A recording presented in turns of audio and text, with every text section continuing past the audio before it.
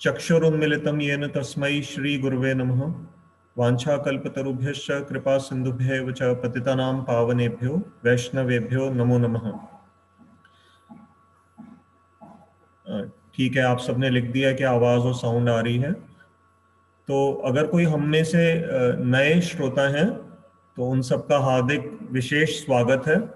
उनकी सूचना के लिए मैं बताना चाहूँगा कि हमारा सेशन लगभग 1 घंटे का होता है, जिसमें पहले 45 मिनट्स लगभग हम गीता पे श्लोक की डिटेल्ड डिस्कशन करते हैं और उसके बाद अंतिम 15 मिनट में हम क्वेश्चन आंसर्स और मीडिया की कोई स्पेशल न्यूज़ हो तो उसके बारे में अपनी डिस्कशंस करते हैं। तो आइए अब हम सब अपना आज का सेशन आरंभ करें।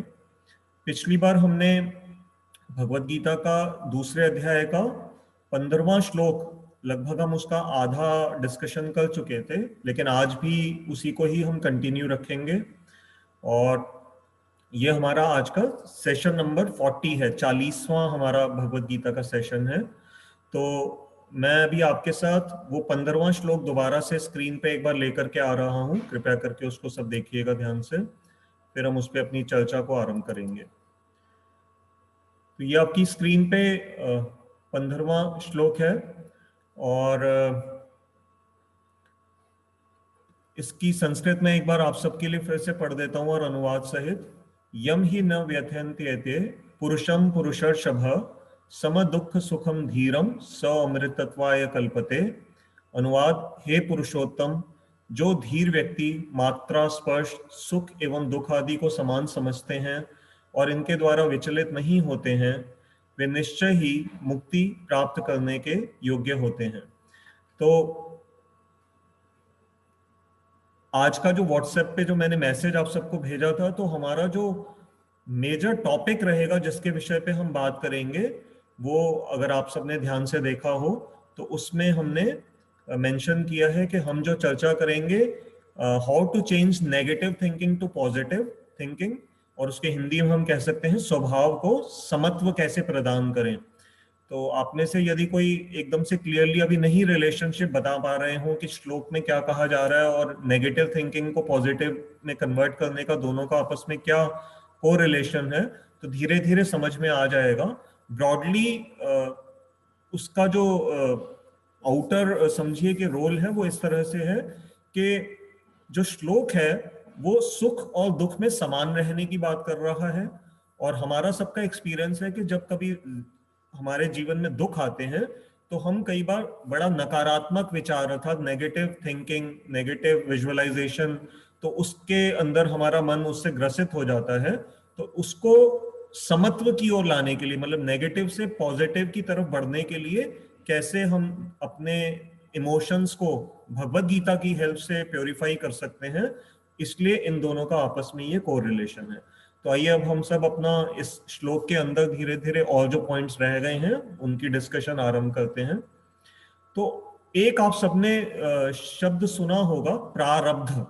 प्रारब्ध शब्द बड़ा इंपॉर्टेंट रोल प्ले करता है, खास करके कर्म की पूरी थ्योरी फिलॉसफी को समझने के लिए। और उसका जो अर्थ है वो बड़ा अपने आप में, अगर उस शब्द को हम तोड़ करके पढ़ें तो वो बड़ा अच्छा एक अपने आप में शब्द का उसका अर्थ निकलता है। प्रजमा आरंभ, आरब्ध शब्द को कहां से आ रहा है? आरब्ध आ रहा है आरंभ से, आरंभ कहते हैं शुरुआत को। तो प्र मतलब कह लीजिए कि जो प्राचीन समय से, हम अपनी अंडरस्टैंडिंग के लिए इसको ये अर्थ दे रहे हैं, प्र शब्द के कई अर्थ हो सकते हैं। तो जो पहले से आ रहा है, प्राचीन समय से आ रहा है, या बहुत ही प्रकृष्ट रूप से आ रहा है, मतलब बहुत इंपॉर्टेंट एक क्वांटिफिकेशन के हिसाब से आ रहा है। और आरंभ मतलब जो शुरू हुआ है, तो जो पहले से ही जो हमारे कर्मों का फल आरंभ होकर के इस जीवन में हमें मिला है। तो पिछले जन्मों का जो कर्मों का अनक्लियर बैलेंस, जिसको हम इस संसार में अपने इस जीवन में लेकर के आते हैं, उसको प्रारब्ध कहा जाता है।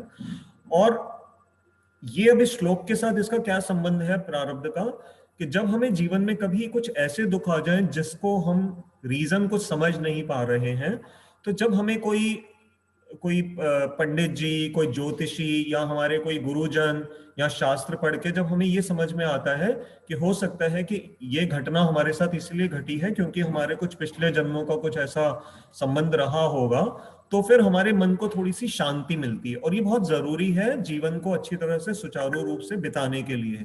तो इसलिए जो सोलेस मिलता है मन को, जो एक धैर्य सा मिल जाता है कि अच्छा हमने कभी किसी के साथ गलत किया होगा इसलिए शायद ये दुख हमारे को देखना पड़ा, तो उससे हमारे जीवन को एक तरह से शांति मिलती है। ये उन पेरेंट्स के लिए विशेष रूप से रेलिवेंट है, जैसे कभी कभी हमें पता लगता है कि हमारा जो बच्चा संसार में आया और वो किसी वजह से कोई ऐसा कॉन्जेनिटल, जिसको बर्थ डिफेक्ट्स हो सकते हैं, मान लीजिए कोई बच्चों का कोई आंख से वो पूरी तरह देख नहीं पा रहे हैं, पूरा सुन नहीं पा रहे हैं, कोई और भी कमी शरीर में हो सकती है, कोई डिफॉर्मिटी किसी तरह की, जिनको हम दिव्यांग कहते हैं आजकल। तो अगर ऐसा कुछ है, अब उस बच्चे ने कोई, देखिए इस जन्म में तो कोई कर्म ऐसा नहीं किया कि उसको ऐसा शरीर क्यों मिला, तो इसका, इस थ्योरी से ये जो प्रारब्ध है, प्रारब्ध से हम इस बात को अच्छी तरह से समझ सकते हैं कि क्यों कोई जीवन में हमें ऐसा कष्ट आ रहा है जो कि इस जीवन से हमारा उसका लिंक नहीं है।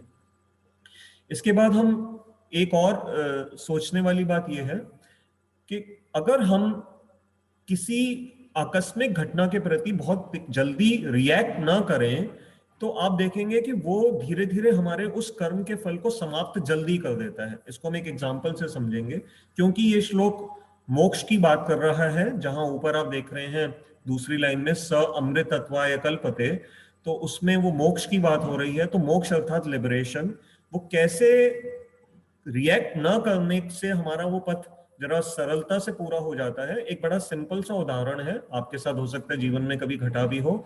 जैसे कभी कभी क्या होता है, हम सड़क पे चल रहे होते हैं और कहीं से कोई कुत्ता आकर के, मान लीजिए कि उसने हमें काट लिया या जबरदस्ती भौंकना शुरू कर दिया, या किसी ऐसे जानवर ने हमारे ऊपर अटैक कर दिया, तो ऑफकोर्स सिचुएशन देखना ही पड़ता है, परंतु मान लीजिए अब उसने काट ही लिया आपको अनफॉर्चुनेटली, अब उस समय क्या हम, जरूरी है कि हम डंडा लेकर के उसके पीछे दौड़ें, फिर वो हो सकता है और ज्यादा आपको बाइट कर ले, या दूसरे और कुत्ते इकट्ठे हो जाएं, या कई बार क्या होता है, कुछ बहुत सारे डॉग लवर्स हैं सोसाइटी के अंदर, मान लो वो उस समय वहां से कहीं जा रहे थे और फिर उन्होंने बल्कि आपको ही एक्यूज कर दिया कि आप इनको क्यों, जानवरों को वो कर रहे हो, तो अब आप उलझते चले जाएंगे। उस समय अगर उस जानवर ने आपको काट लिया है, तो उस समय सबसे पहली ड्यूटी हमारी क्या बन रही है कि हम जाकर के डॉक्टर के पास इमीडिएटली जाएं, एंटी रेबीज का इंजेक्शन जल्दी लगवाएं, और ये करना बहुत हमारे लिए उस समय अधिक महत्वपूर्ण है, बजाय इसके कि हम उसको लिंगर ऑन करें, डॉग के पीछे दौड़ रहे हैं या अपना कर्म नया बना रहे हैं। तो ये साधारण सा उदाहरण है कि किस प्रकार से जो ऐसी कोई घटना हो जाए तो जरूरी नहीं है कि हम सब उसके प्रति रिएक्ट ही करें। अगर उसको डंडे लेकर के पीछे भागने से उसका क्या बिगड़ेगा, मतलब ना हम उसका कुछ कर सकते हैं और ना हमें कुछ उससे लाभ होगा। तो इसलिए ये सोच समझ करके उस समय अपने रिएक्शन को कंट्रोल कर लेना चाहिए।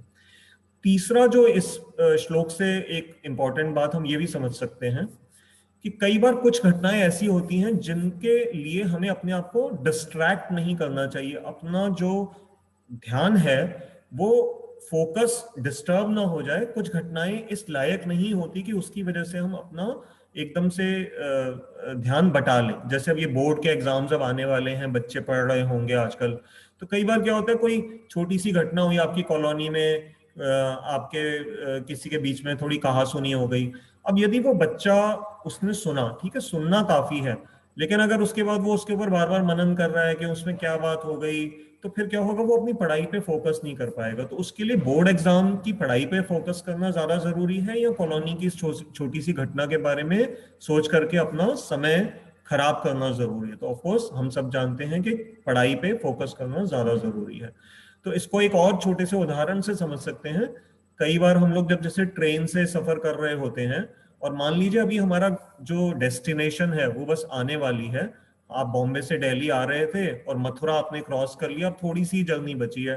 अब आपने नोट किया कि जो मेरा कंपार्टमेंट है उसमें ना थोड़ी गंदगी पड़ी है, वो साफ नहीं हो रहा। अब आपने प्रयास कर लिया उसको साफ कराने का, लेकिन अगर वो स्टाफ किसी वजह से नहीं आ रहा, अब आपने देखा मेरी आधे घंटे की जर्नी बची है, तो क्या आप उस समय वो उस स्टाफ के साथ आप जबरदस्ती उनकी कोई कंप्लेंट करेंगे या अपना समय उनके साथ बहस करने में बिताएंगे, या आप ये ध्यान रखेंगे कि बस अब स्टेशन आ गया और अब मुझे अपना सामान लेकर के यहाँ से उतर जाना है। तो वो जो ट्रेन की गंदगी है वो ठीक है आपको अफेक्ट कर रही थी, लेकिन इतना भी नहीं कि उसकी वजह से आप अपना उतरना ही भूल जाएं और स्टेशन ही आपका पार हो जाए और फिर आपको बहुत जबरदस्त परेशानी आगे फेस करनी पड़े। तो ये सब एग्जाम्पल्स हम धीरे धीरे क्यों समझने का प्रयास कर रहे हैं, फोकस क्या है कि एक तो ये जो श्लोक बात कर रहा है कि कैसे दुख और सुख की स्थितियों में समान स्वभाव जो रख सकता है उसको भगवान कह रहे हैं कि वो धीर है। तो अर्जुन से भगवान यही एक्सपेक्टेशन कर रहे हैं, और हम इन अपने व्यवहारिक उदाहरणों से जो हमारी रियल लाइफ के एग्जाम्पल्स हैं उससे हमारा फोकस और पर्पस यही है कि हम किस तरह से धीर की जो स्थिति भगवान जो एक्सपेक्ट कर रहे हैं हमसे, हम उसको प्राप्त कर सकें। तो उसके बाद एक चौथा पॉइंट जो इस श्लोक के साथ जुड़ा हुआ है वो ये है कि कभी कभी जीवन में सीरियस थिंग्स कुछ होती हैं जैसे जिनका सचमुच महत्व होता है और उनका लाइफ में हमें ठीक से उनको पाना ही पाना है, लेकिन अगर हम उन सीरियस कामों को सीरियसली करना चाहते हैं तो हमारे को जीवन में जो लाइट चीजें हैं अर्थात जिनका इतना महत्व नहीं है उनको सीरियसली नहीं लेना चाहिए। इसको हम अगर इंग्लिश में बोलें तो ये और अच्छी तरह समझ में आएगा। In order to take serious things seriously, let us not take light things seriously.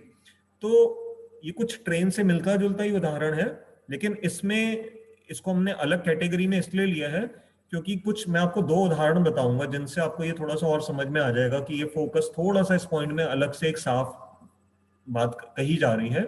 आपने कई बार अखबारों में या मीडिया में आप सुनते हैं कि कई बार कोई जैसे कोई बहुत इंपॉर्टेंट मैच है, फुटबॉल का हो ऐसा होता है, लॉन टेनिस के हो सकते हैं और खास करके क्रिकेट के हमारे देश में होते हैं।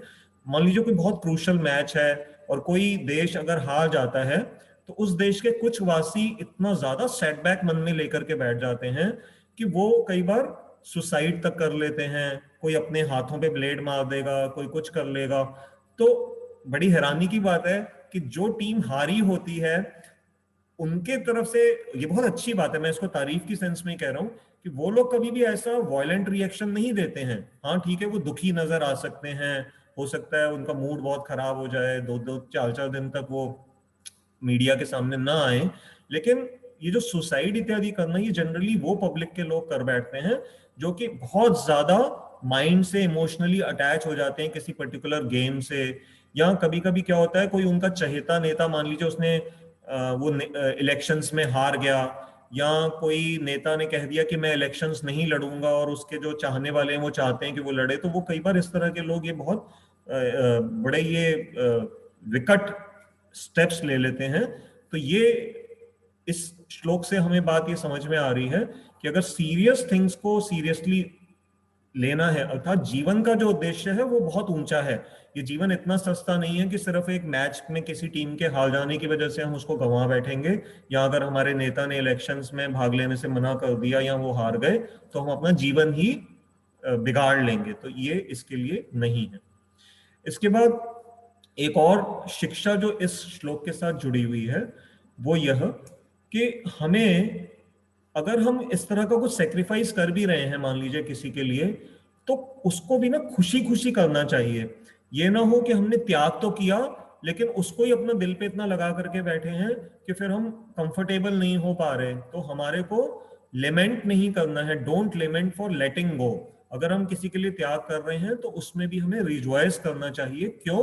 क्योंकि जैसे एक उदाहरण से हमें समझ में आएगा कि जैसे भगवान राम ने जब अपने पिता की आज्ञा उनको मिली कि आपकी माँ जो है वो चाहती हैं कि आप 14 साल के वनवास पे चले जाएं और प्लस राज्य जो है वो अपने छोटे भाई भरत को दे दें, तो भगवान राम ने रामायण में जैसा वर्णन आता है वहां पर बहुत खुशी खुशी बिल्कुल सरल स्वाभाविक विचार से अपना जो ये राज्य था वो अपने छोटे भाई के लिए उन्होंने छोड़ दिया और सहर्ष अपने पिता की आज्ञा, पिता दिल से तो नहीं चाहते थे लेकिन क्योंकि माँ की आज्ञा थी कैकेयी की, तो उसको उन्होंने शिरोधार्य किया और वो अपने भाई और पत्नी के साथ जंगल में चले गए।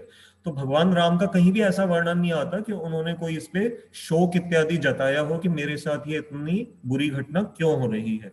तो वो एक मर्यादा पुरुषोत्तम है, तो उनके जीवन से हम ये बात बड़ी अच्छी सीख सकते हैं कि हमें भी अगर जीवन में श्लोक के अनुसार कभी दुख को सहन करना या किसी के लिए त्याग करना पड़ रहा है, तो उस समय हम ये इसको सहर्ष करें, एक अच्छी ग्रेविटी दिखाएं अपने करेक्टर में कि हम इसको एक हायर पर्पस के लिए ये त्याग कर रहे हैं। इसके बाद हमारे को इन फोकस पे अपना बनाए रखने के लिए ये बहुत जरूरी है कि हम छोटी छोटी डिस्ट्रैक्शंस को दबा करके रखें। इसका क्या, ये भी कुछ मिलता जुलता पॉइंट है लेकिन थोड़ा सा फर्क है, वो एग्जांपल से और क्लियर हो जाएगा। कि जैसे मान लीजिए जब आप कभी कंप्यूटर पे काम कर रहे होते हैं और आप कोई बहुत इंपॉर्टेंट ऑफिस का काम कर रहे हैं, तो आपने देखा होगा कि जब आप इंटरनेट से कनेक्टेड होते हैं तो कुछ ना कुछ एड्स, आजकल जैसे आप कोई भी जीमेल यूज कर रहे हैं, हॉटमेल यूज कर रहे हैं, अपना ईमेल्स पे आप इंपॉर्टेंट कोई काम कर रहे हैं और उस समय पॉपअप्स आते रहते हैं, अचानक से कोई ऐड आ जाएगी। अब आपको 15 मिनट में वो ईमेल फाइनल कर करके अपने हेड ऑफिस को देनी है, और उधर से कोई बड़ा, कोई मान लीजिए अचानक सेल की न्यूज आ गई, या कोई आपने कोई सुंदर लड़की, कोई सुंदर लड़के को देख लिया, कोई प्रोडक्ट की कोई ऐड देख ली, और अब आपको वो बार बार पॉपअप आ रहा है कि आप उस पर क्लिक करिए, बस ये जो ऐड है ये सिर्फ 1 मिनट के लिए है, अगर आपने क्लिक कर लिया तो आपको उसका बेनिफिट मिलेगा, नहीं तो नहीं मिलेगा। तो जब हम ऐसी किसी स्थिति में फंस जाते हैं और अगर हमने उस समय हमने अपने मन को ठीक से नहीं वश में रखा, तो फिर हम ये गलती कर बैठेंगे। अगर हमने उस पर क्लिक कर दिया, वो हमें किसी दूसरी साइट पे ले जाएगा, फिर वहां पर हमारा समय खराब हो जाएगा, और जो ऑफिस मेल भेजनी थी वो नेचुरली हमारी रह जाएगी। तो इसलिए बहुत जरूरी है कि हम अपना फोकस बना करके रखें। तो ऐसे ही गूगल पे भी होता है, आपको सर्च कर रहे थे, मान लीजिए आपने सर्च करना चाहा भगवत गीता श्लोक संख्या 10, अब आपने जब वो सर्च किया तो उसमें बहुत सारे रिजल्ट्स आ जाएंगे। अब मान लीजिए उसमें कोई ऐसा रिजल्ट आ गया, वो हजारों रिजल्ट्स आ गए, अब उसमें कुछ ऐसे हैं जो कोई ऐड है या कुछ है रेलिवेंट, वो भगवत गीता के नाम पे कोई ऐसे ही कोई फंसाने की कोशिश कर रहा है, तो ये भी संभव है। अब आपने उस पर क्लिक कर दिया तो आपका फोकस जो है वो डाइवर्ट हो जाएगा। तो हम ऐसा ना करें, हम प्रयास यही करें कि हमारा जो फोकस है वो बिल्कुल क्लियरली अपने गोल की तरफ बना रहे।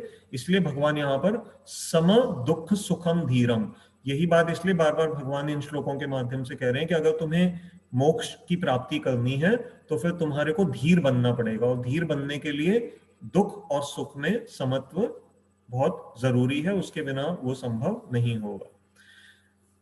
अब एक और इम्पॉर्टेंट बात है जो हमने पशुओं के अंदर देखी है।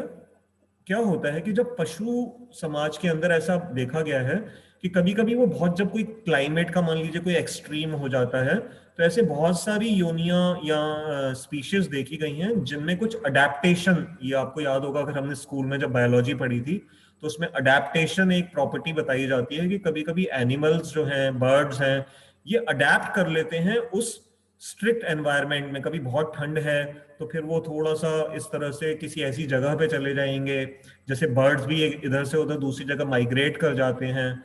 तो पशु समाज में, पक्षी समाज में ऐसा देखा जाता है कि जब कोई बहुत ही विकट परिस्थिति या एक्सट्रीम आता है तो वो उनके अंदर अडेप्टेशन का गुण देखा जाता है, ये प्रकृति ने उन्हें गुण दिया है।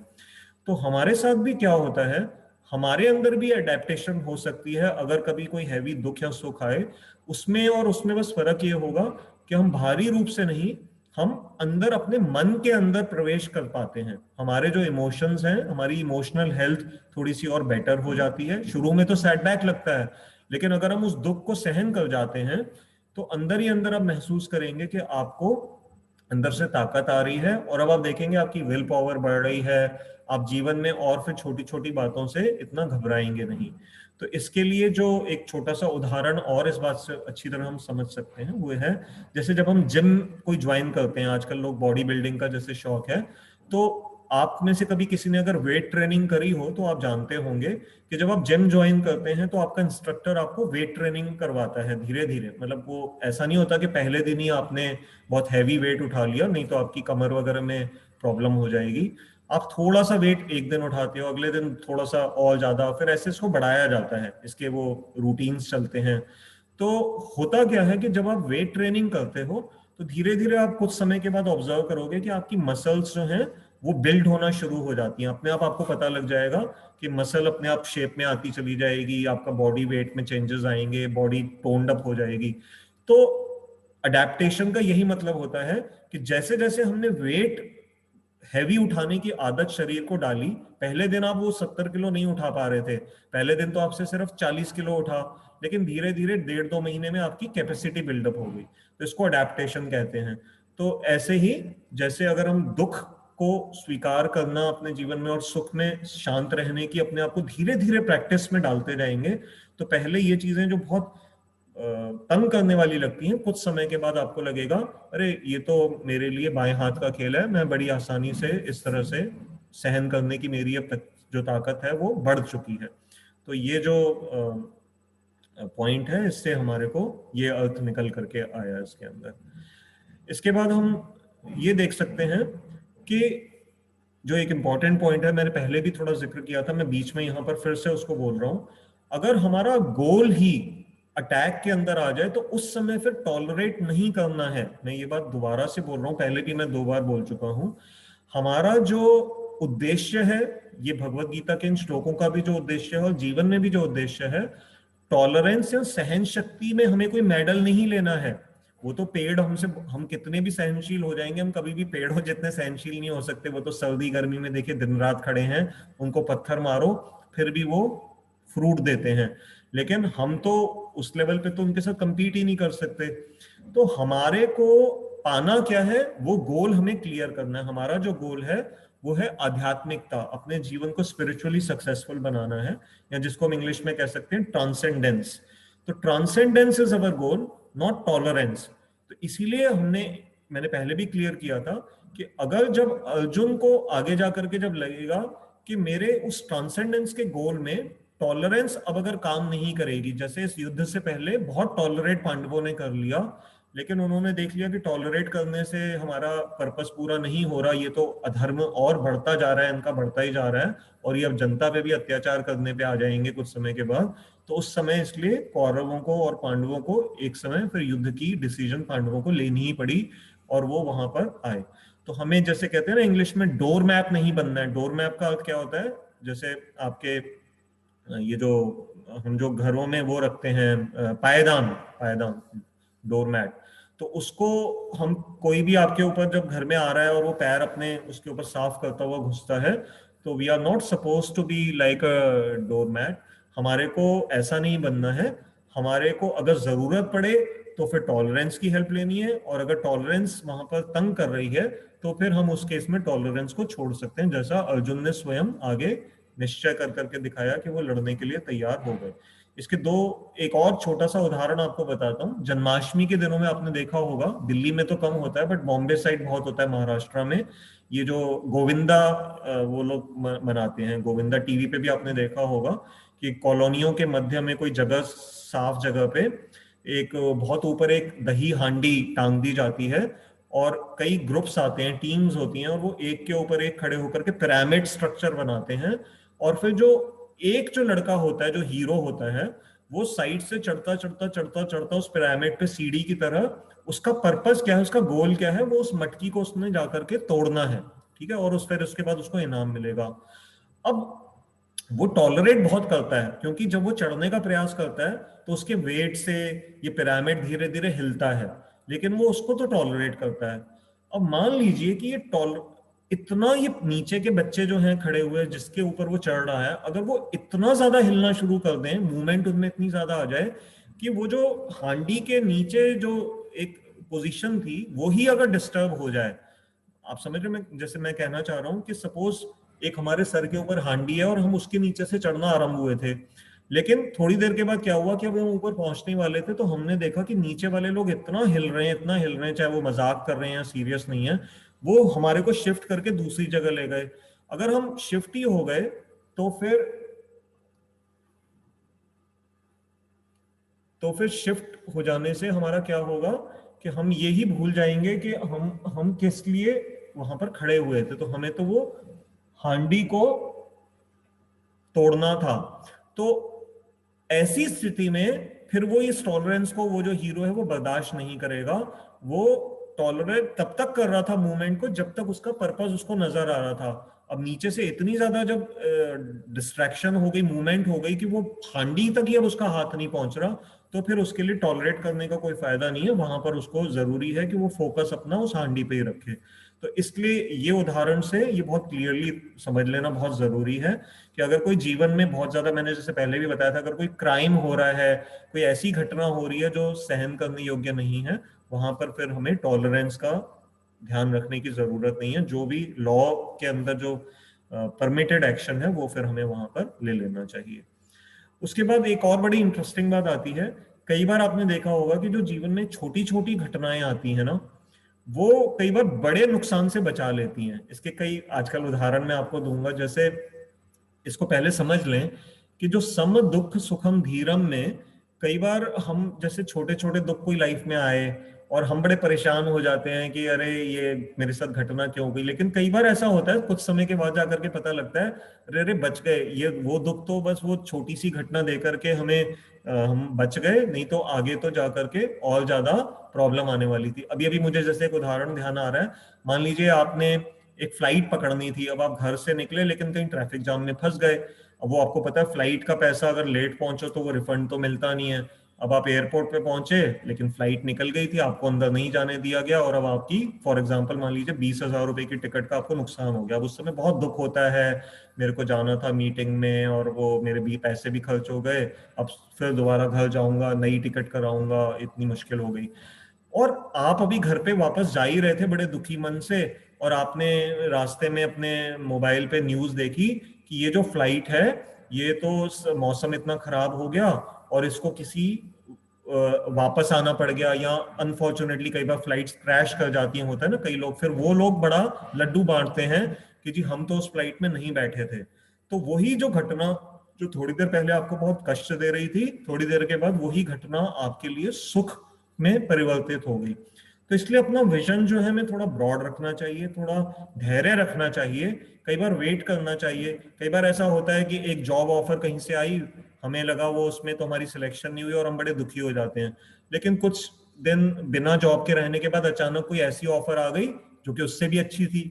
तो वो जो अगर आपने पहली जॉब ज्वाइन कर ली होती तो हो सकता है आप दूसरी जॉब फिर आपको नहीं मिलती। तो ऐसे कई बार लाइफ में कारण हो जाते हैं जिनसे कि हमें वो नहीं करना चाहिए। इसके दो तीन उदाहरण छोटे छोटे से बता देता हूँ और अच्छी तरह समझ सकेंगे हम लोग। जैसे कभी कभी आप प्रॉपर्टी में इन्वेस्ट करते हैं, तो कई बार लोग समझदारी ये बताते हैं कि आप एकदम से किसी नए इलाके में एकदम प्रॉपर्टी में जाकर के इन्वेस्ट मत करो, आप पूरा अपने जीवन की राशि वहां मत लगाओ। आप क्या कर लो कि पहले उसको थोड़ा रेंट पे रह के देख लो कुछ दिन उस इलाके में। अगर रेंट पे रहे और मान लो रेंट पे रहे, वहां जाकर के पता लगा अरे इस कॉलोनी में तो ये बहुत बड़ी प्रॉब्लम है, यहाँ तो लाइट चली जाती है, यहाँ का पानी खारा है, या फिर यहाँ के लोग अच्छे नहीं हैं, या फिर यहाँ पर चोरियां बहुत होती हैं, तो फिर आप आराम से, रेंट तो आपका थोड़ा सा ही जाएगा लेकिन आपकी मेजर इन्वेस्टमेंट बच जाएगी। तो शुरू में आपको उस समय दुख लगेगा कि आप रेंट दे रहे हो, लेकिन बाद में वही आपके लिए सुख में परिवर्तित हो जाएगा। अगर आपको समझ में आएगा मैं तो 5 करोड़ रुपए का यहाँ घर लेने वाला था, लेकिन चलो मैं तो 5 लाख में ही छूट गया, यहाँ से बच गया। तो ऐसे ही आप देखोगे नेचर में भी यही मैकेनिज्म है। हमारी बॉडी के अंदर जब कोई अटैक होता है, कोई पैरासाइट अटैक है, कोई माइक्रोबायल लेवल पे कोई कंटेमिनेशन हो गई, तो आप देखते हैं बॉडी में फीवर आ जाता है। अब जो डॉक्टर्स हैं वो अच्छी तरह समझ सकते हैं, तो ये जो फीवर है ये साइन है कि बॉडी लड़ रही है, प्रतिरोधक क्षमता है बॉडी का, जो अपना मैकेनिज्म है, इम्यूनिटी है, वो काम कर रही है। तो अगर ये फीवर इत्यादि ना आए, या जैसे फूड एलर्जी होती है, तो कई बार फूड एलर्जी से कोई छोटा रिएक्शन हो जाता है, तो ये बहुत अच्छा बॉडी का डिफेंस मैकेनिज्म है। अगर हमें एलर्जी ना हो, अगर हमारे को ये फीवर इत्यादि ना आए, तो हो सकता है कि वो फिर इसका मतलब ज्यादा नुकसान हो सकता है हमारे वाइटल ऑर्गन्स पे, कोई ऐसा नुकसान आ सकता है जिसका हमें बाद में बहुत खामियाजा भुगतना पड़ेगा। तो ये एक इम्पॉर्टेंट मतलब ये बातें समझने की है। एक और छोटा सा उदाहरण याद आ रहा है, जैसे अभी आजकल मान लीजिए गवर्नमेंट ने किसान आंदोलन को थोड़ा सा वीक करने के लिए कुछ जगह पे इंटरनेट बंद कर रखा है। अब मान लीजिए कि आप एक ऐसे एरिया में हैं जहां उस दिन आपका डेटा नहीं आ रहा, तो आपको बड़ा, आजकल हमें आदत हो गई है, हम हर समय डेटा चाहिए, हम उसके बिना रह नहीं पाते हैं। तो मान लीजिए कि अब डेटा नहीं आ रहा था और वो हुआ, तो आप बड़े दुखी हो। अगले दिन सुबह आपको एक अखबार से न्यूज पता लगी कि पिछले दिन जब उस इलाके में जहां जहां इंटरनेट चल रहा था वहां पर कोई वायरस अटैक हुआ था, कंप्यूटर वायरस का अटैक हुआ, और बहुत सारे लोगों का डेटा चला गया और हैकिंग हो गई बैंक अकाउंट्स में और बड़ा नुकसान हुआ। अब आपको जो पहले दिन बड़ा दुख हो रहा था कि मेरा डेटा नहीं चल रहा और मैं इंटरनेट नहीं ज्वाइन कर पा रहा, वही अगले दिन आपके लिए वही घटना बड़े सुख की परिवर्तित हो जाएगी, जब आपको पता लगेगा अरे ये तो बहुत अच्छा हुआ कि मेरा डेटा नहीं चल रहा था, क्योंकि चल रहा होता तो शायद मेरा भी बैंक अकाउंट से पैसा हैकिंग के थ्रू निकल गया होता। तो कई बार ये जो जीवन में छोटे छोटे वो होते हैं प्रॉब्लम्स, ये बाद में जाकर के हमें लगता है, तो इसलिए अपना हमें धैर्य नहीं खोना चाहिए। हमेशा हमारे को अपनी नेगेटिव थिंकिंग के अंदर एकदम से फंस नहीं जाना चाहिए, हमें कुछ ना कुछ पॉजिटिव उसमें ढूंढने का प्रयास करना चाहिए। इसके बाद एक और जो पॉइंट, 10वां पॉइंट है वो ये कि यहाँ भगवान एक तरह से एक छुपी हुई वार्निंग दे रहे हैं, क्योंकि पिछले श्लोकों में वो बता चुके हैं कि शरीर के जो सुख हैं वो तो टेम्परेरी हैं, मात्रा स्पर्शास्तु कौन्ते, ये वाला जो श्लोक हमने किया था ना 2 श्लोक पहले, तो उसके द्वारा भगवान उसको, और अगर इन श्लोकों को जोड़ लें तो एक तरह से हमारे को भगवान इशारा दे रहे हैं कि उन संस्थाओं से, उन झूठे गुरुओं से हमेशा दूर रहना चाहिए जो कि अपने आश्रमों में स्त्री और पुरुषों के फ्री इंटरमिंगलिंग को या बिना किसी रिस्ट्रिक्शन के शारीरिक भोग को भी, कई ऐसे मुझे थोड़ा दुख हो रहा है कहते हुए, कुछ ऐसी हैं ऑर्गेनाइजेशंस पूरी दुनिया में, पहले भी हुई हैं, आज भी होंगी, आगे भी आती रहेंगी क्योंकि कलयुग चल रहा है, तो वो यहाँ पर अपने यहाँ स्वच्छंद रूप से स्त्री पुरुषों का मिलन, और वो कहते हैं कि नहीं नहीं ये तो आपको, ये जो है शरीर का सुख है, आप इससे भी समाधि को प्राप्त कर लोगे। तो ये नहीं है, ये गीता का विचार नहीं है, ये उसको तोड़ मरोड़ के गलत रूप से कोई उसका फायदा उठा रहा है। गीता में तो पहले ही पिछले श्लोकों में भगवान ने जब कह दिया कि हम शरीर के लेवल के जो सुख हैं, भगवान ने उनको बहुत निम्न स्तर का बताया है, वो तो भगवान ने उसको रिकॉग्नाइज ही नहीं किया। अगले श्लोक में भी अभी और क्लियर हो जाएगा। और इस श्लोक से तो भगवान सुख और दुख को सहन करने की बात कह रहे हैं। तो जब सुख और दुख को सहन करने की बात कह रहे हैं तो यहाँ पर भोग का तो कोई प्रश्न ही नहीं आ रहा। तो इसलिए ये बड़ा एक डेलिकेट पॉइंट है समझने का कि हम गीता की इंटेलिजेंस से ये निर्णय समझ सकते हैं कि जो लोग इस तरह से कहते हैं, धर्म के नाम पे इस तरह के वेश्यावृत्ति और इनको बढ़ावा देते हैं, तो ये गीता का या हमारे शास्त्रों का विचार नहीं है, ये अपभ्रंश है, अर्थात ये मतलब गलत उसका जो वो है यूज किया जा रहा है। उसके बाद एक और बात यहां समझनी है कि धीर व्यक्ति का मतलब ये नहीं है कि हम एक इमोशनलेस रोबो की तरह हैं। जैसे रोबो होता है ना, आजकल रोबोट सब, थोड़े समय के बाद टेक्नोलॉजी बढ़ेगी तो हो सकता है हमारे घरों में मेड्स की जगह पे रोबोट्स होंगे। जैसे जैसे आर्टिफिशियल इंटेलिजेंस और डेवलप होगी और सस्ती होती जाएगी, तो अमीर लोग तो आज भी यूज कर रहे होंगे, बट जैसे मिडिल क्लास है वो धीरे धीरे अगले 5, 10, 15, 20 सालों में आप देखोगे कि घरों में रोबोट्स आ जाएंगे जो पोछा लगा रहे हैं आपके लिए, बर्तन धो रहे हैं, और आपके दरवाजे खोल लेते हैं, बंद कर लेते हैं, और मॉस्किटो को दूर रख रहे हैं आपसे, आपके कुत्ते को घुमा करके ले आएंगे वो जा करके। तो ऐसे काम आर्टिफिशियल इंटेलिजेंस में इतने मुश्किल नहीं है, धीरे धीरे आप देखोगे ये सब मशीन आनी शुरू हो जाएंगी। तो क्या जैसे उस रोबो के अंदर कोई इमोशन नहीं होता, उसको गाली दे दें, हो सकता है उसके प्रोग्राम में भले आप फीड कर दो कि अगर वो ये शब्द सुने कि साला, और वो रिएक्ट कर दे, लेकिन अब आर्टिफिशियल इंटेलिजेंस के लिए ये समझना बहुत मुश्किल है कि उसको साला गाली के रूप में दिया गया था या उसको अपनी पत्नी का जो भाई होता है उसको भी साला कहा जाता है। तो एआई के लिए ये बड़े चैलेंजेस हैं कि एआई कैसे ये समझेगी कि जो साला शब्द है वो गाली के रूप में कहा गया था या ब्रदर इन लॉ के लिए यूज किया गया था। तो खैर हम लोग सुख और दुख को सहन करने की बात तो गीता बता रही है, लेकिन वो ये नहीं कह रही कि हम एक इमोशनलेस रोबो की तरह हो जाए, नहीं, बल्कि गीता हमें एक हायर लेवल की इंटेलिजेंस दे रही है जिससे कि हम साउंड डिसीजंस, अर्थात हम ऐसे वो ले पाएंगे डिसीजंस जो कि तत्व के ऊपर और तर्क के ऊपर आधारित हो, न कि किसी ऐसे ही blind spontaneous knee jerk reaction के ऊपर बेस्ड हो। तो ये यहाँ पर समझना जरूरी है कि हम कैसे रोबो जैसे नहीं हैं, we are conscious living entities, तो हमारे अंदर इमोशंस का रोल हमेशा रहेगा। उसके बाद एक और जो दिल को सुकून देने वाली बात है कि हम कैसे हैं, हम वास्तव में बहुत कंट्रोलर की क्षमता जो है हमारे अंदर बहुत थोड़ी है। अगर देखिए, अगर मतलब हम देखा जाए तो शरीर में थोड़ा सा पेन भी हो जाता है तो हम खुद नहीं उसको ठीक कर पाते, हमें डॉक्टर के पास जाना पड़ता है। डॉक्टर भी फिर दवाई के ऊपर डिपेंड करता है, लेकिन वो दवाई काम कर रही है नहीं कर रही, तो केस टू केस वेरी करती हैं सारी चीजें। कहने का अर्थ है कि हम लोग बहुत ही टाइनी हैं, बहुत ही क्षुद्र हैं, छोटे हैं। और अगर आप कभी कई बार आपने व्हाट्सएप पे देखा होगा, मैं वो मैसेज कई बार आता था कि कई बार लोग बहुत जैसे सीरियस लाइफ में हो जाते हैं, तो वो उनको ये दिखाया जाता है कि देखो तुम ये देखो कि तुम वास्तव में हो कहाँ पर। फिर उसमें वो एक ग्राफिक ऐसा चलता है कि पृथ्वी को दिखाते हैं, पृथ्वी को ब्रह्मांड में दिखाते हैं, ब्रह्मांड को फिर पूरी गैलेक्सी में दिखाते हैं, और फिर कहते हैं कि अच्छा अब इसमें अपने शहर को ढूंढो। तो जिस कोठी के तुम मालिक बन कर करके बड़ा तुम्हारा कुप्पा हुए जा रहे थे कि मैं तो 500 गज के घर में रहता हूँ, साउथ दिल्ली में रहता हूँ और मेरे इतने नौकर चाकर हैं, तो ये जो घमंड है, ये समझदार व्यक्ति क्या है, अगर वो मैप पे देखेगा, कॉलोनी के मैप में तो उसका घर बहुत छोटा सा नजर आएगा, फिर अपनी डिस्ट्रिक्ट में देखेगा तो वो घर और छोटा हो जाएगा, ठीक है। फिर ईस्ट दिल्ली या साउथ दिल्ली का मैप देखेगा तो उसमें वो बिल्कुल ही सुई की नोक के बराबर हो जाएगा, और पूरी दिल्ली के अंदर मैप में देखोगे तो वो नजर ही नहीं आएगा, you will not be able to locate. और इंडिया और फिर वर्ल्ड के मैप में तो क्या कहना। तो कहने का अर्थ यह है कि हम बहुत छोटे हैं, हमारी जितनी जरूरतें हैं वो मदर नेचर ने हमारे लिए, प्रकृति ने बहुत अच्छी तरह से, हमारे को हवा चाहिए, हवा है, पानी चाहिए, धूप चाहिए, सब हमारे लिए भगवान ने व्यवस्था की हुई है। तो God is like our caring father and nature is like our caring mother.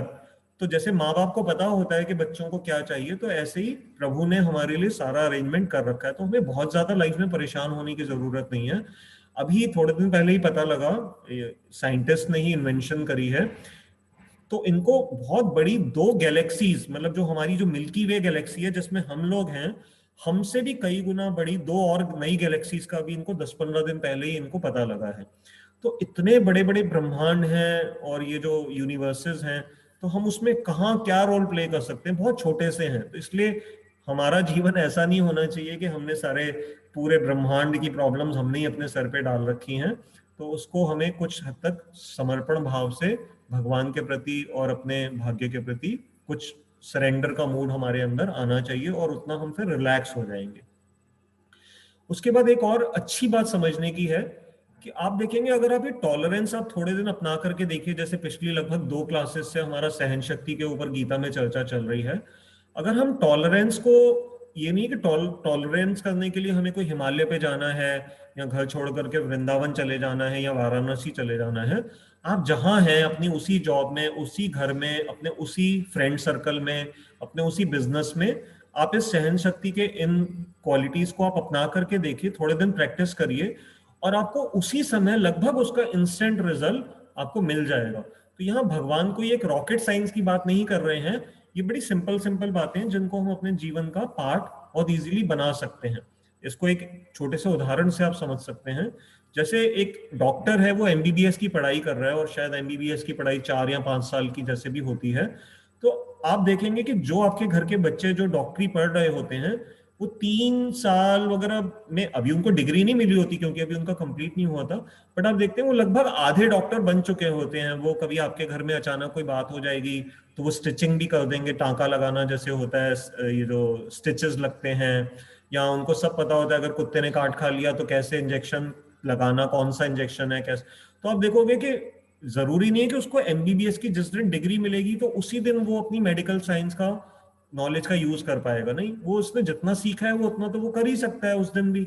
तो ऐसे ही हम लोग भी, भले अभी हम एकदम से उस तरह के लेवल पे नहीं पहुंचे हैं जो कि गीता भी आगे जाकर के हमें सिखाएगी, लेकिन जो लेवल है, जितना हम सीख रहे हैं उतना ही आप व्यवहारिकता में लाना शुरू कर दीजिए, उसकी प्रैक्टिस करना हम आरंभ कर सकते हैं, और बहुत जल्दी आपको उसका रिजल्ट जो है आप महसूस करना शुरू कर देंगे। जैसे इंग्लिश में कहते हैं ना कि proof of the pudding is in eating.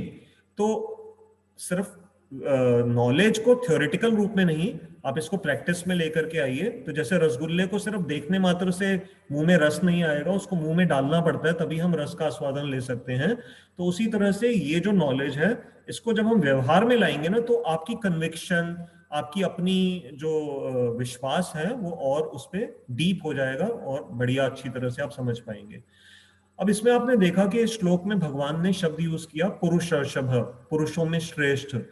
तो क्योंकि भगवान जानते हैं कि ये जो मैं ज्ञान इस समय अर्जुन को दे रहा हूं ये इतना सरल नहीं है, इजी नहीं है, तो इसलिए भगवान अर्जुन को इंस्पायर कर रहे हैं कि अर्जुन तुम पुरुषों में श्रेष्ठ हो, तो तुमसे ये अपेक्षा रखी जाती है कि तुम ये एग्जेम्पलरी करेक्टर का रोल बड़ी इजीली प्ले कर लोगे। तो आप में से अगर किसी के मन में ये प्रश्न आ रहा है कि मान लीजिए अर्जुन को तो भगवान ने कहा कि तुम तो पुरुष में श्रेष्ठ हो इसलिए कर लोगे, तो फिर हमारे को ये सुनने का क्या फायदा, क्योंकि हम तो कर नहीं पाएंगे, हम तो इतने श्रेष्ठ है नहीं अर्जुन की तरह जो हर फील्ड में एक्सेल करते थे अर्जुन, हम तो वैसे शायद नहीं है। तो अब इसका उत्तर क्या है? इसका उत्तर इस बात में छुपा हुआ है कि अर्जुन को तो काम भी जो करना था वो बहुत टफ था। क्या था? अर्जुन को तो महाभारत की लड़ाई लड़नी थी। तो आपको और मेरे को तो लड़ाई नहीं लड़नी ना, कोई ये तो है नहीं कि अगर आज इंडिया पाकिस्तान का अनफॉर्चुनेटली कोई अनाउंस हो जाए वॉर, तो आपको और मेरे को तो वहां पर वॉर पे फ्रंट पे नहीं जाना ना। उसके लिए तो हमारे जो बच्चे जवान जिन्होंने अपना जीवन इसके लिए समर्पित किया हुआ है, तो they are there to protect us. हमारी जो ड्यूटी है हम वो पूरी करेंगे। तो अर्जुन को लड़ाई लड़नी थी, इसलिए भगवान ने उसको पुरुषर्षभ कह करके इंस्पायर किया। हमें महाभारत नहीं लड़नी है जाकर के, तो हमें तो सिर्फ अपने जीवन में अपने बॉस के साथ टॉलरेंस रखनी है, अपने घर में बच्चों के साथ, बड़ों के साथ, थोड़ा सा मित्रों के साथ इस स्वभाव को लेकर के आना है। और क्या, उस सड़क पे चलना है, थोड़ा सा ठंडा दिमाग रखना है, एकदम से रिएक्ट नहीं करना जो ये आजकल रोड रेज जिसको कहते हैं, तो उस तरह की घटनाएं। तो थोड़ा सा हम कॉन्शियसली प्रयास करें और देखेंगे हमारे को कितना उससे लाभ मिल रहा है, और फिर हम उसको अपना लें, जीवन में हमेशा के लिए अपना लें और दूसरों को भी बता सकते हैं। तो इसमें एक शब्द आया था, मैंने पिछली बार आपको कहा था कि हम उसको डिस्कस करेंगे, बस अब 5 मिनट और लूंगा आपके।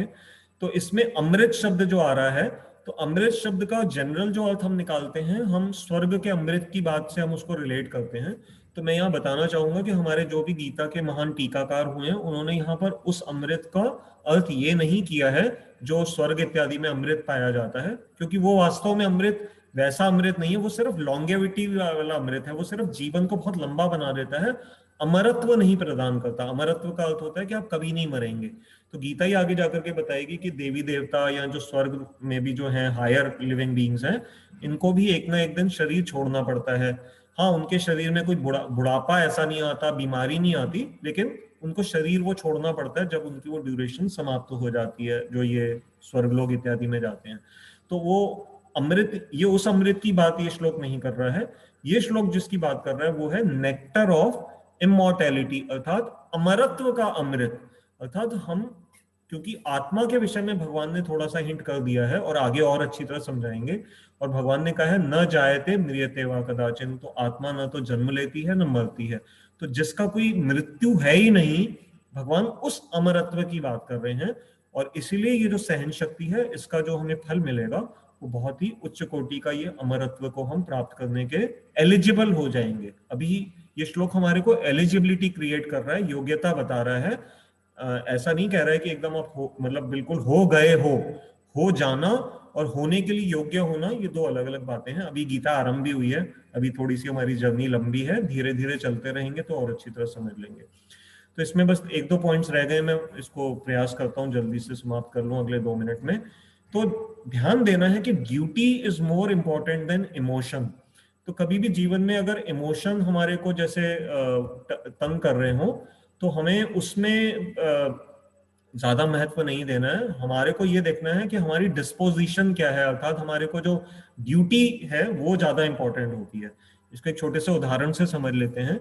एक माँ जो है, उसका जो छोटा बेबी होता है, वो रात में बेबी कई बार अपनी नींद में रोना शुरू कर देता है, उसका बिस्तर गीला हो जाता है, और मान लीजिए ठंड के दिन है और माँ और पिता जो है वो रजाई ओढ़ करके लेटे हुए हैं। अब उस समय बहुत कष्टदायक होता है रजाई से निकलना, उस बच्चे का गीला जो चादर है उसको साफ करना, उसके अंडरगारमेंट्स को बदलना, लेकिन माँ और पिता उसके लिए वो ड्यूटी पूरी करते हैं। तो इमोशन जो है उस समय माँ बाप के मन में भी, वो भी तो ह्यूमन बीइंग्स हैं, मन में तो ये आता है अरे अरे सोए रहो, अच्छा हो सकता है बच्चा भी थोड़ी देर में चुप हो जाए। लेकिन अगर बच्चा चुप नहीं हो रहा तो फिर माँ का हृदय रुक नहीं पाता, फिर वो उठेगी और भले उसको 4 बार उठना पड़े, 5 बार उठना पड़े, लेकिन वो बच्चे के कपड़े उस समय रात को भी उठ करके बदलेगी। तो इमोशन से ज्यादा वो ड्यूटी को इंपॉर्टेंस देती है। तो इसलिए ये जो श्लोक है ये भी हमें यही बात समझा रहा है कि सुख और दुख से अटक करके रुक नहीं जाना है, अगर ड्यूटी की कॉल आ रही है तो फिर हमारे को उसके लिए आगे बढ़ना है। तो इसमें नेगेटिव थिंकिंग का जो मैंने आज हेडिंग दी थी, मैं बस उससे रिलेशन में दो छोटे छोटे पॉइंट्स हैं, इंटरेस्टिंग है, आपको अच्छे लगेंगे। देखिए, कई बार हम जब लाइफ के प्रति बहुत नकारात्मक विजन वाले हो जाएं, हमारे साथ कुछ ऐसी घटनाएं हो जाएं जो कि बहुत तंग कर रही हैं हमारे को, तो उसमें अपना मन हारना नहीं चाहिए। हमें ये समझना होगा कि ये जो जीवन ही हमें मिला है यही बड़ा रेयर है।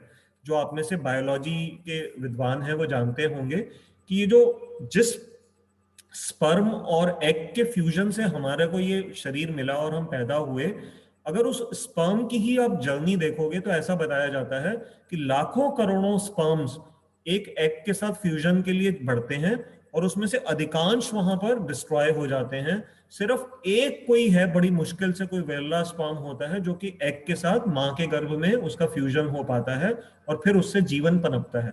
तो अगर ध्यान से देखा जाए तो ये जो बॉडी जिसको हम अभी इस समय एंजॉय कर रहे हैं, इसकी प्राप्ति हमें बहुत एक रेयर सर्कमस्टांसेस में हुई है। अभी हम भूल गए हैं, हमें याद भी नहीं है कुछ भी, लेकिन बायोलॉजी पढ़ा रही है तो हम समझ सकते हैं कि हम ही कितने रेयर रूप से हमें ये जन्म मिला है। और फिर वैसे देखो कि इस जीवन में, मान लीजिए मैं एक पर्टिकुलर नंबर ऑफ ईयर्स का हूं, आप एक पर्टिकुलर एज के हैं, तो आप कोई भी डेटा उठा करके देख लीजिए तो हमसे कितने छोटी उम्र के लोग इस संसार से जा चुके हैं। तो क्या ये भगवान की हम पे ऊपर बहुत बड़ी कृपा नहीं है कि आज भी हम अलाइव हैं और हमसे कई छोटी एज के जीवन, कोई भी एज ले लीजिए, उससे छोटी एज के लोग दुनिया से जा चुके हैं। और हमने ही अपने जीवन में, इसी जीवन में कितने कई बार एक्सीडेंट से हम बचे हैं, इलेक्ट्रिक शॉक से होते होते बचे हैं, स्विमिंग करते हुए कई बार बचे हैं। बहुत सारी ऐसी घटनाएं हुई हैं जिसमें कि हम बाल बाल बच गए हैं। हम बाद में भूल जाते हैं, लेकिन उनका स्मरण करना चाहिए कि कैसे हमारे को ऐसा जीवन दान कई बार मिला है। तो हमारे को नेगेटिव थिंकिंग से अपने आप को बचाना चाहिए और उसी में ही कम से कम सब्र कर लेना चाहिए कि हमें भगवान ने ऐसे कई बार बचाया है। और एक अंतिम पॉइंट जो इस श्लोक के साथ है कि कभी भी सोशल सर्कल और मीडिया हमें कितना भी आकर्षित कर करके बार बार ये कंफ्यूज करते हैं कि आज तुम्हारे पास फोन का ये मॉडल है, अब तुम नया वाला ले लो, तुम्हारी गाड़ी पुरानी हो गई है तुम नई ले लो, तुम्हारे कपड़े पुराने हो गए अब नया फैशन आ गया है, घर तुम्हारा पुराना हो गया है इसको बेच के महंगा घर ले लो, चाहे उसके लिए लोन ही कितना क्यों ना लेना पड़े। तो ये जो मीडिया और सोशल सर्कल के जो आकर्षण है, इसका प्रेशर हमारे ऊपर सिर्फ उतना ही पड़ना चाहिए जितना जरूरी हो। इसको इतनी ताकत नहीं जीवन में देनी चाहिए कि वो हमारी नीड्स को वो डिक्टेट करें। हमारी नीड्स हमारी अपनी जेन्युइन नीड्स के हिसाब से डिक्टेट होनी चाहिए। अगर मेरे लिए 2 कमरे का घर काफी है तो मुझे उसमें संतोष है, मैं क्यों किसी अपने उस दोस्त के घर को देख करके लालायित हो जाऊं जिसके 5 कमरे हैं लेकिन वो बैंक से लोन लेकर के दबा पड़ा है।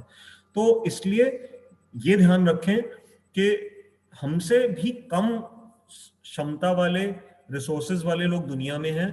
अगर हमें अपने जूते नाइकी के चाहिए और हम बड़े दुखी हो रहे हैं कि हम नाइकी के जूते नहीं खरीद पा रहे हैं, रीबॉक के नहीं खरीद पा रहे हैं, तो हमें उस व्यक्ति पे नजर डालनी चाहिए जिसके पास जूते हैं ही नहीं और वो तो बेचारा फटी चप्पल लेकर के घूम रहा है। तो उसको देखने से हमारे को कम से कम ये समझ में आ जाएगा कि जो ब्लाइंड हमें टॉर्चर किया जा रहा है, एक तरह से दिन रात बम्बार्डिंग की जा रही है कि ये खरीदो ये खरीदो, उसका कोई विशेष महत्व नहीं रह जाता। हमारे को अपने जीवन में जो जरूरी है बस हम उतना ही अपने जीवन में स्वीकार करें, बाकी की हमें करने की जरूरत नहीं है। अंधाधुंध रैट रेस का भागने की जरूरत नहीं है। मैं फिर भी यहाँ क्लियर कर दूं, इसका मतलब ये नहीं है कि हम जीवन में कुछ पाने के लिए प्रयास ना करें। गीता इसके बारे में बिल्कुल कुछ नहीं कहती है। आगे जाकर के गीता बताएगी कि कर्म करने में आपका अधिकार है, तो वो एंडेवर हमेशा ऑन रखिए, लेकिन ब्लाइंड अपने जीवन का हमें ऐसा दुरुपयोग नहीं करना चाहिए कि जिन चीजों की जरूरत नहीं है उसके पीछे भी हम ब्लाइंडली फॉलो, मतलब आंखें बंद कर करके उसके पीछे भी भाग रहे हैं। तो मैं यहाँ पर रुक रहा हूँ, हमारी क्लास का समय विश्राम की ओर जा रहा है। जितने मेजर पॉइंट्स थे श्लोक के हमने कवर अप कर लिए हैं। अगली बार हम 16वां श्लोक करेंगे। इस श्लोक में हमने 2 क्लासेस दे दी हैं। अब आप सबको मेरी तरफ से निमंत्रण है, कोई भी आपके प्रश्न हो तो आप कृपया करके पूछ सकते हैं। आप हैंड रेस कर सकते हैं जूम में, मैम ने रेस किया है, तो जैसे मैम ने हैंड रेस किया है मैं अभी इनको अनम्यूट कर दूंगा। और भी जो श्रोता हैं, अगर आपके कुछ प्रश्न हैं तो आप पूछिए, कोई सजेशंस हो, कमेंट्स हो, जरूरी नहीं प्रश्न ही हो। एक अनुराधा जी ने भी हाथ उठाया है, तो पहले हम डॉक्टर मीनाक्षी को अनम्यूट कर रहे हैं। मैम आपको मैं अनम्यूट कर रहा हूँ जी। हाँ, श्री कृष्णा प्रभु जी। मैं ये कहना चाहती थी कि जैसे आपने समाप्ति की तरफ ये बात कही कि हमें कुछ अचीव करने के लिए अग्रसर तो रहना चाहिए, जी। लेकिन उसके पीछे दौड़ना नहीं चाहिए, हम्म। जैसा मैंने समझा बात को। जी जी जी। तो मैंने ये देखा है, अब मैं जीवन के काफी अगले पड़ाव में हूँ, कि जब इंसान बच्चा होता है तो हम्म। उसको कुछ भागने की ऐसी जरूरत नहीं होती। माँ बाप उसको ये बोलते हैं कि पढ़ाई कर ले, उसमें भी मन लगता है तो करता है या नहीं करता। कंपटीशन या उसकी भावना बहुत कम होती है। लेकिन एक ये जो यंग एज या जवानी का जो बीच का हिस्सा आता है, इसमें एक मंद से मंद इंसान जो बिल्कुल भगवान से ये मानता है कि इस तरह से चलना चाहिए और बहुत ही तरीके से होता है, उसका भी मन दौड़ने लग जाता है हम्म। और वो कुछ चीजों को अचीव करना चाहता है।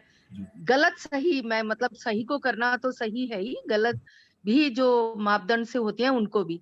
और फिर जब वो उस एज से आगे निकलता है तो फिर वो नॉर्मल से भी बहुत बढ़िया, बचपन से भी ज्यादा अच्छा हो जाता है, क्योंकि उसने दुनिया देख ली होती है और उसको मालूम है कि जाना ही जाना है तो भगवान में लीन होना ही ज्यादा अच्छा है, ना कि इन चीजों में, मटेरियल चीजों के पीछे भागना। जी। तो मतलब कि आपके हिसाब से किस एज में ये बात अच्छे से इंसान को समझनी चाहिए?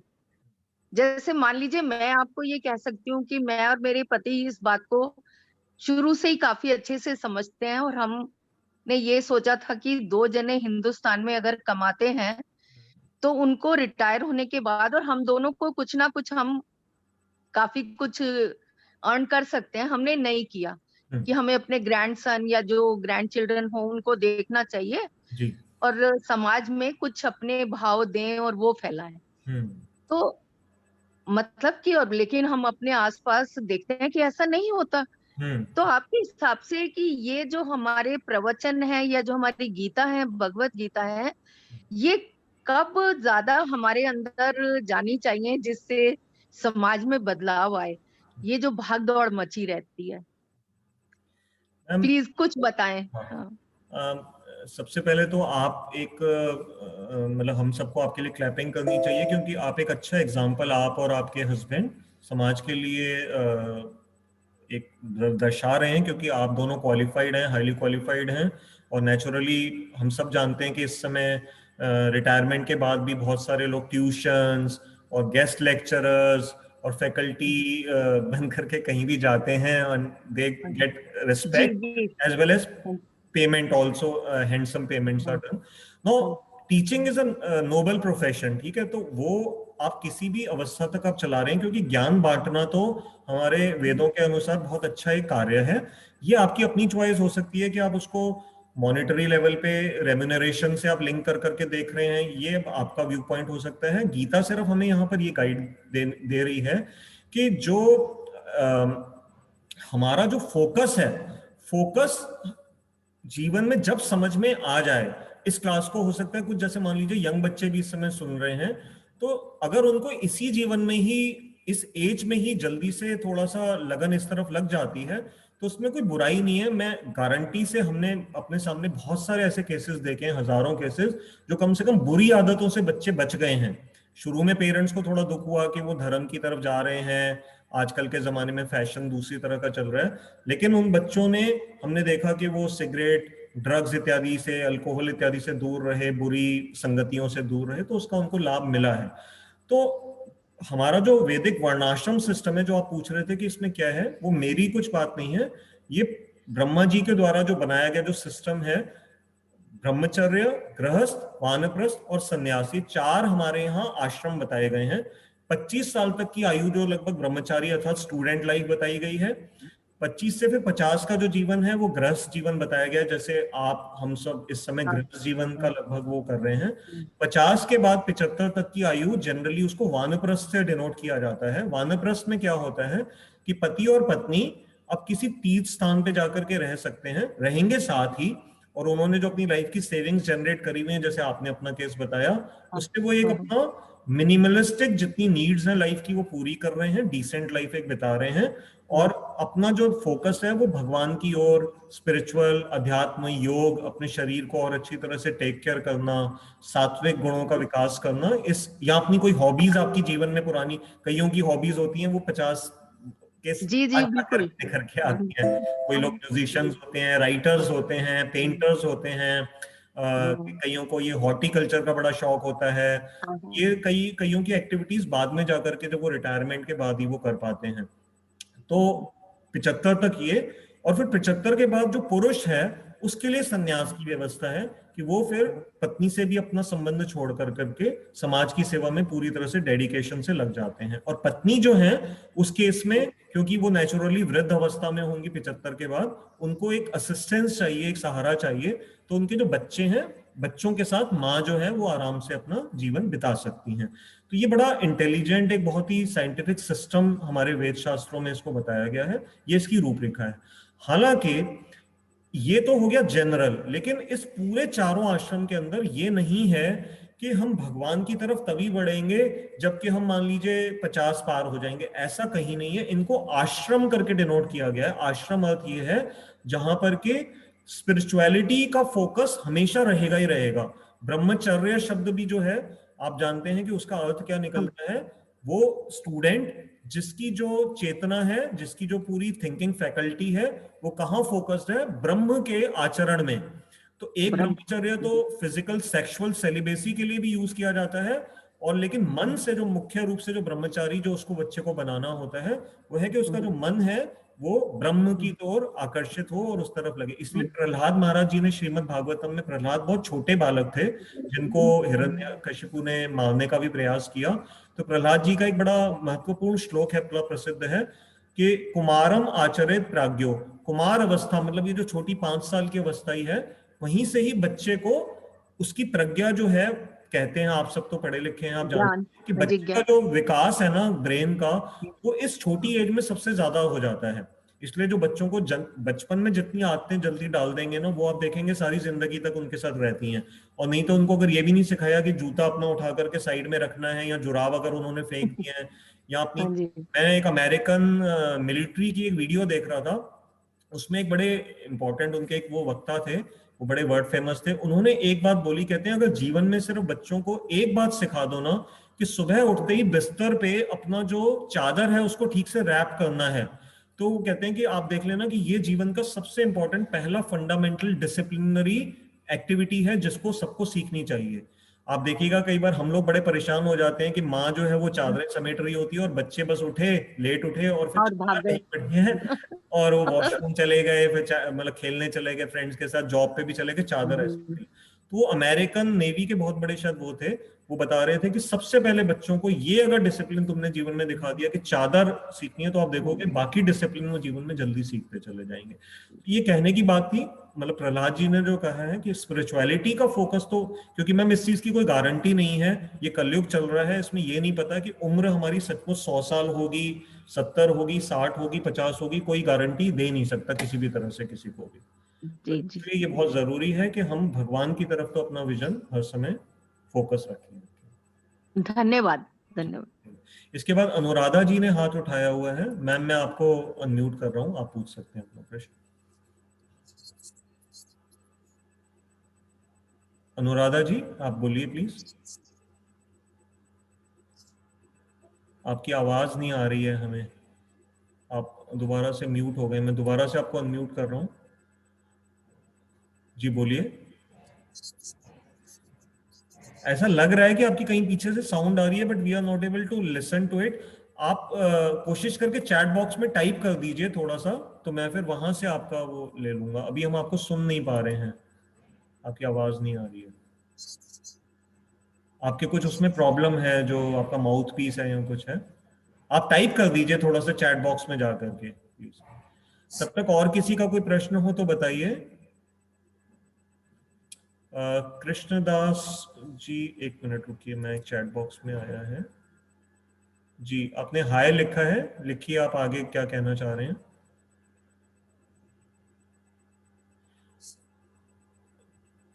चलिए, जब तक यहाँ पे चैट बॉक्स में कुछ आएगा, मैं समय को यूटिलाइज करते हुए, मेरे पास 2-3 मीडिया की छोटी छोटी बड़ी इंपॉर्टेंट श्लोक से जुड़े हुए हैं।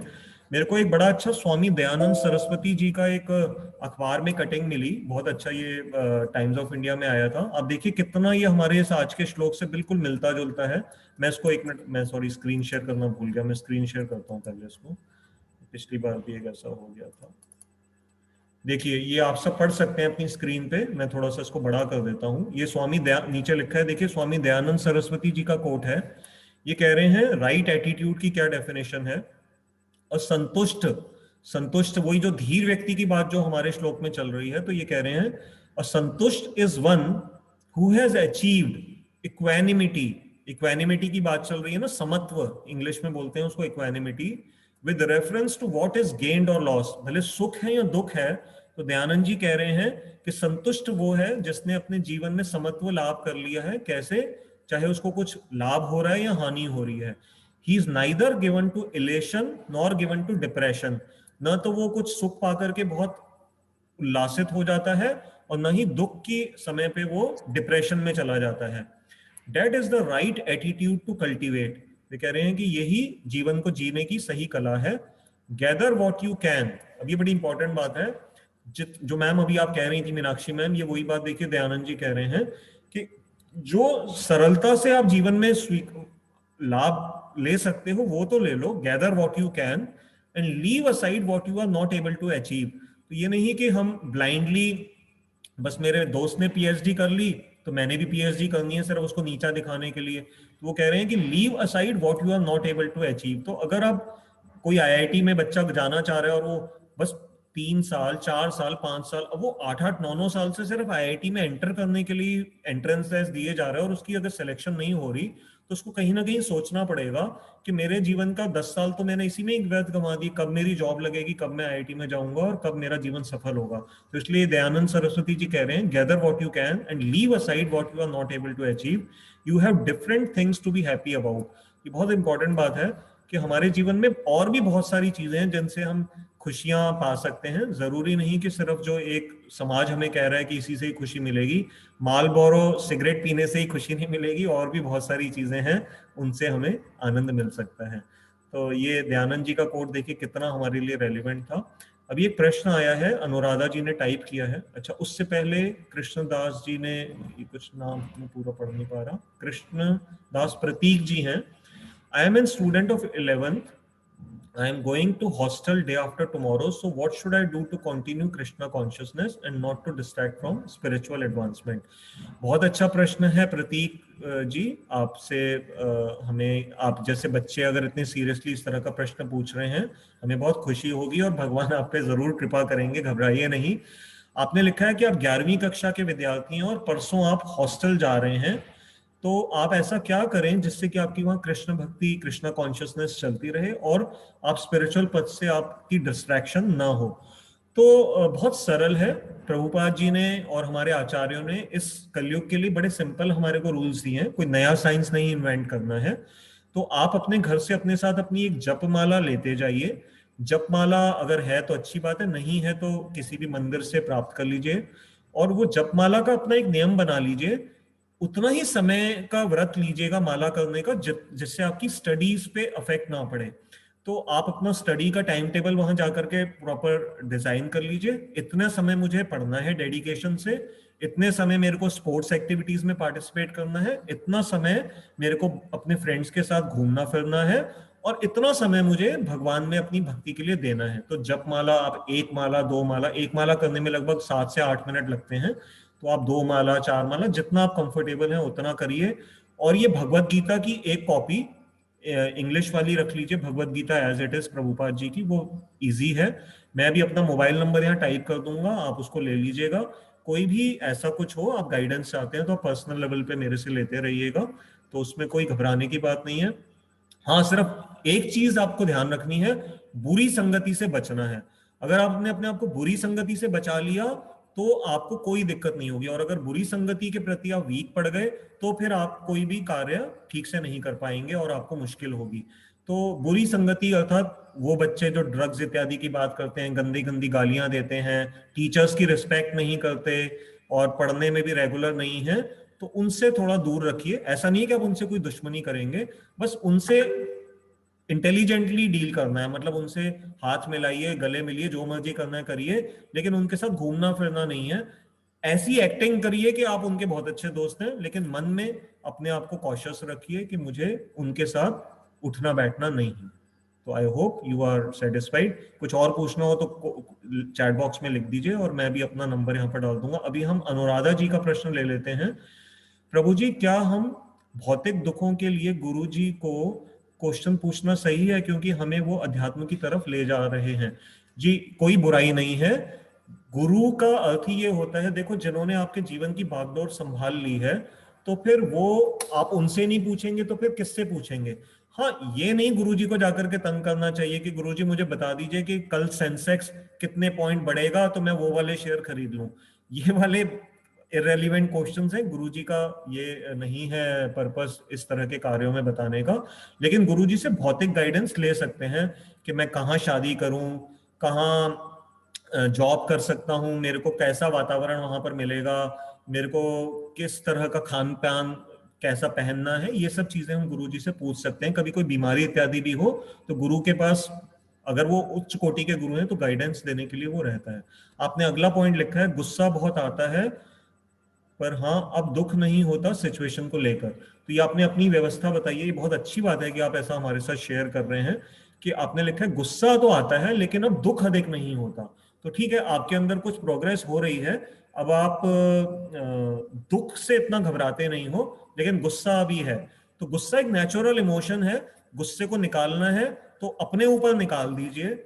जब कोई आपसे कोई गलती हो जाए, कोई ऐसी कार्य हो जाए कि मान लीजिए आपने किसी का दिल दुखा दिया इत्यादि, उस समय पे आप अपना जो गुस्सा है अपने ऊपर निकाल लीजिए, तो बड़ी जल्दी प्योरीफाई हो जाएंगे और किसी और का नुकसान भी नहीं होगा। खुद अपने कोई डांट लगाइए। हमारे जो प्रभुपाद जी के जो गुरुजी थे, नित्य लीला प्रवेशशील भक्ति सिद्धांत सरस्वती ठाकुर प्रभुपाद, वो बहुत बड़े स्कॉलर थे। वो कहते थे, शिष्यों को कहते थे कि जब सुबह उठते हो तो सबसे पहले अपने मन को 100 जूते मारो, क्योंकि ये मन ही हमारे को बंधन में रखता है। तो अपने मन को मारो, तो अपने ऊपर ही आप अपने गुस्से को यूटिलाइज कीजिए और बहुत जल्दी इस पथ में आप आगे बढ़ जाएंगे। तो आई होप हमारे क्वेश्चंस यहाँ पर कवर अप हो गए हैं। एक मैं अच्छा, समय आज हमारा हो गया तो हमें यहाँ रुकना पड़ेगा। तो अगर और किसी का कोई प्रश्न नहीं है तो आप सब से निवेदन है कि हम सब मिल करके हरे कृष्ण महामंत्र का उच्चारण करेंगे। अनुराधा जी धन्यवाद, आपने लिखा धन्यवाद, तो आपका प्रश्न पूछने के लिए भी धन्यवाद। हरे कृष्ण कृष्ण कृष्ण हरे हरे, हरे राम राम राम हरे हरे। तो आप सबका बहुत बहुत धन्यवाद। मैं चैट बॉक्स में अपना मोबाइल नंबर टाइप कर रहा हूँ ताकि जिसको भी कुछ गीता के बारे में कुछ पूछना हो या ये मैसेजेस डायरेक्ट चाहिए हो। मेरा नाम कमल है, मैंने यहाँ लिख दिया 9810094098। और वो जो प्रतीक जी हैं उन्होंने भी लिख दिया है कि thanks Prabhu ji for your guidance. Thank you Prateek, बहुत अच्छा लगा, आपने बड़ा अच्छा प्रश्न पूछा था। सभी बच्चों को उससे हेल्प मिलेगी।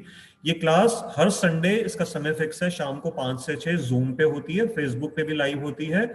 और जो पुरानी रिकॉर्डिंग्स जो सुनना चाहें वो यूट्यूब पे एक चैनल है कमल गीता क्लासेस, कमल गीता क्लासेस नाम का एक चैनल है। प्रतीक, आप भी उस चैनल को आप सब्सक्राइब कर लीजिएगा, उसमें सारी पुरानी रिकॉर्डिंग्स हैं और जो भी नई रिकॉर्डिंग है वो ऑटोमेटिकली आपको वहां से सबको मिल जाती हैं।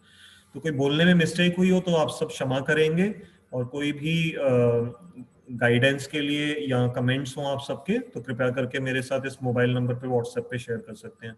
आप सबका बहुत बहुत धन्यवाद। हरे कृष्ण। ठीक है प्रतीक, आपने लिख दिया है, आप इसको सब्सक्राइब कर लीजिएगा, उससे आपको बहुत हेल्प मिल जाएगी। ओके, हरे कृष्ण।